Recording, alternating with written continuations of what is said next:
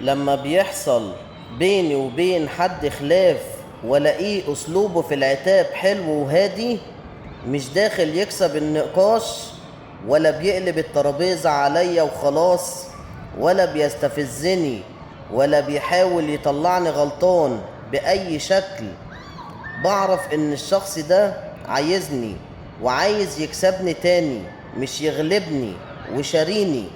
وساعتها بس بستحرم افضل زعلان منه، وبلاقيني تلقائي كده اترضيت والزعل اختفى، مش لان المشكلة اتحلت، لأ، لكن علشان الاسلوب كان انضف من اي كلام، واختار اننا نحلها ودي وبطريقة محترمة ومهذبة.